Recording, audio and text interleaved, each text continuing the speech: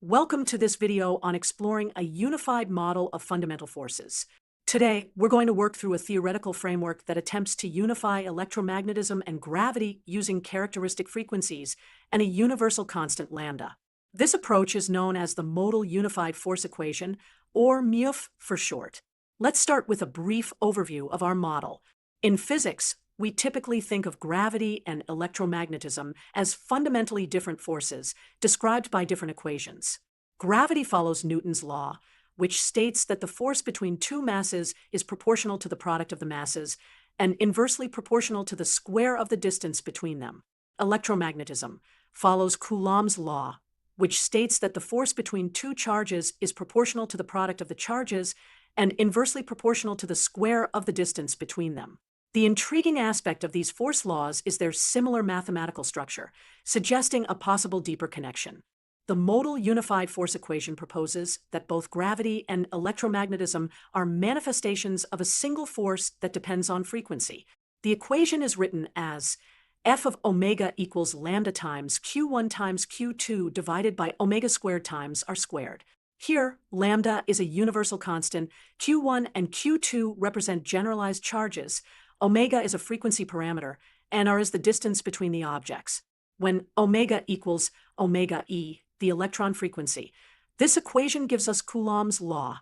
And when omega equals omega G, the gravitational frequency, it gives us Newton's law of gravitation. Our first step is to find the ratio of these characteristic frequencies. From our model, we know that Ke equals lambda divided by omega E squared, and G equals lambda divided by omega G squared. Dividing the first equation by the second, we get Ke divided by G equals omega G squared divided by omega E squared.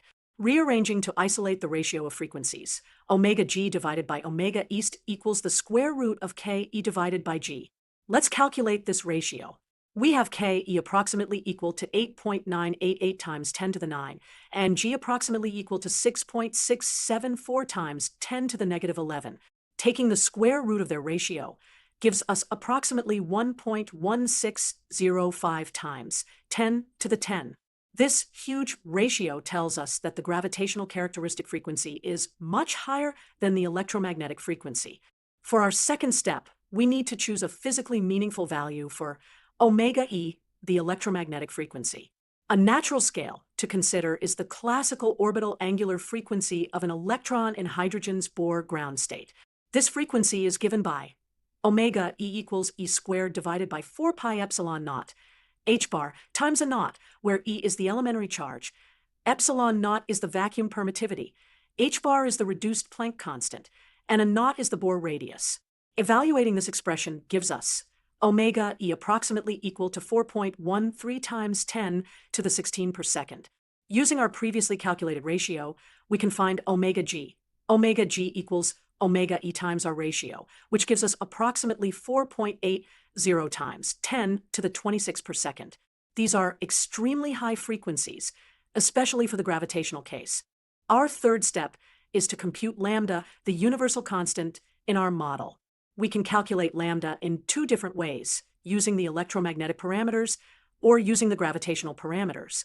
First, using the electromagnetic constants. Lambda equals Ke times omega E squared, which is 8.988 times 10 to the 9 times 4.13 times 10 to the 16 squared. This gives us lambda approximately equal to 1.53 times 10 to the 43 in appropriate units. Second, using the gravitational constants. Lambda equals G times omega G squared, which is 6.674 times 10 to the negative 11 times 4.80 times 10 to the 26 squared. This also gives us lambda approximately equal to 1.53 times 10 to the 43 in the same units. Perfect agreement. This confirms the internal consistency of our model. Our fourth step is to introduce a threshold frequency omega threshold to model a behavior similar to the QCD mass gap in particle physics. The idea is that below this threshold frequency, the unified force switches off completely. A natural QCD energy scale to consider is the pion rest energy, which is approximately 135 mega electron volts. Converting this energy to a frequency using the relation Omega threshold is approximately equal to the pion rest energy divided by h bar. This gives us omega threshold approximately equal to 2.05 times 10 to the 23 per second. To implement this threshold, we define a step function. F of omega divided by omega threshold equals the Heaviside theta function of omega minus omega threshold. We can now write our complete modal unified force equation with the threshold F of omega equals lambda times q1 times q2 divided by omega squared times r squared, multiplied by the Heaviside theta function of omega minus omega threshold. This means for low frequencies, when omega is less than omega threshold, the force is zero. This means there's no binding, similar to how the strong force behaves at low energies. For high frequencies, when omega is greater than omega threshold, we recover our unified force equation that gives both Coulomb's law at omega E and Newton's law at omega G. Now, let's visualize how this unified force varies with frequency. On this graph, the horizontal axis represents the log of frequency, and the vertical axis represents the log of the force strength. Our threshold frequency is at 2.05 times 10 to the 23 per second, below which the force is zero.